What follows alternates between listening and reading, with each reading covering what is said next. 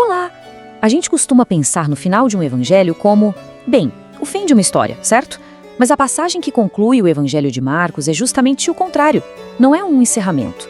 Na verdade, é o ponto de partida de uma parceria profunda e que continua até hoje. E tudo começa com estas palavras do Cristo ressuscitado: Ide pelo mundo inteiro. Isso não é só uma ordem antiga, sabe? É um convite que atravessa os séculos, um chamado que inaugura o tempo da igreja e a sua missão no mundo todo. E essa é a grande questão que vamos explorar juntos.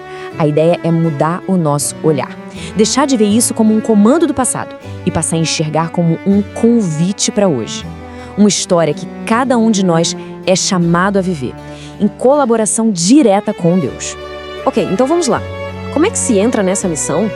A resposta está em duas ações que não se separam, que formam a base, o alicerce da vida cristã: crer e ser batizado.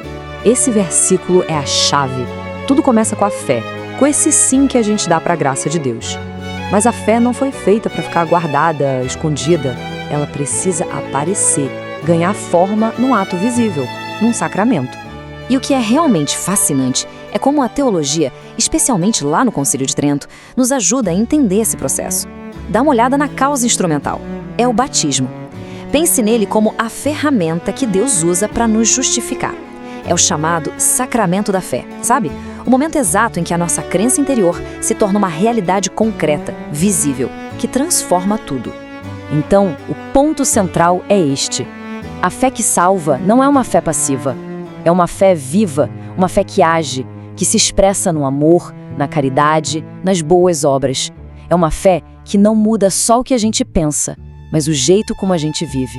Bom, com a porta de entrada definida, Cristo nos promete sinais que acompanhariam quem crê.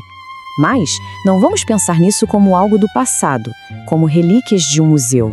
São ferramentas espirituais disponíveis para cada um de nós hoje. E aqui a gente entra no coração da nossa reflexão. Como é que algo escrito há quase 2000 anos tem a ver com a nossa vida hoje? É São Gregório Magno que nos dá a chave, mostrando que esses milagres físicos têm um significado espiritual muito, muito profundo e sempre atual. Vamos olhar com calma para essa comparação, porque ela revela o mistério. Expulsar demônios, no nosso dia a dia, isso é a luta para vencer nossos vícios, nossos maus hábitos.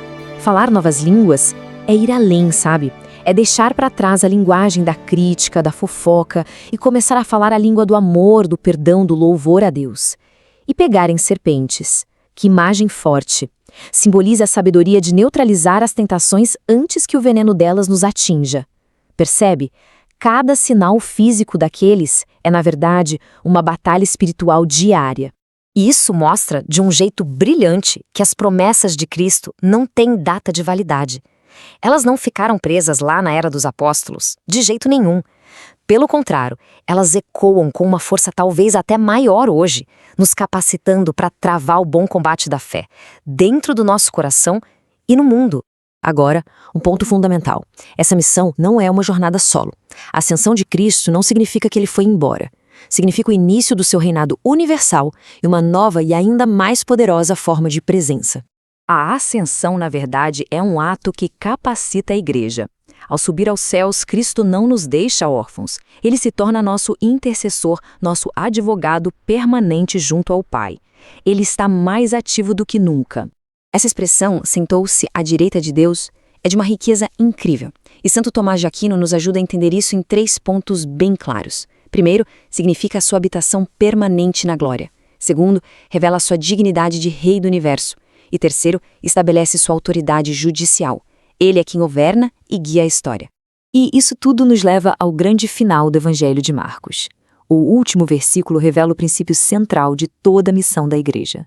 Uma sinergia, uma parceria entre Deus e a humanidade.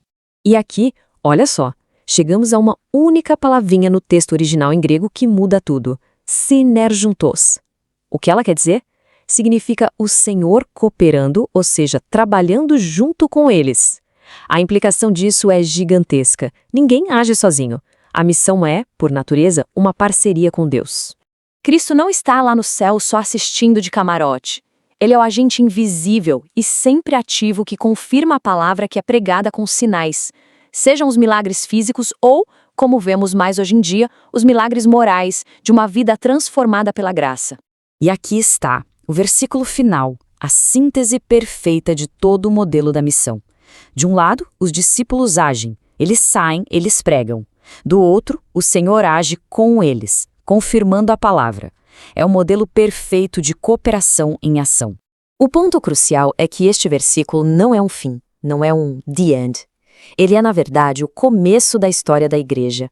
A mesma dinâmica, a mesmíssima parceria que moveu os primeiros apóstolos continua viva e atuante hoje, em cada comunidade, em cada pessoa que responde a esse chamado.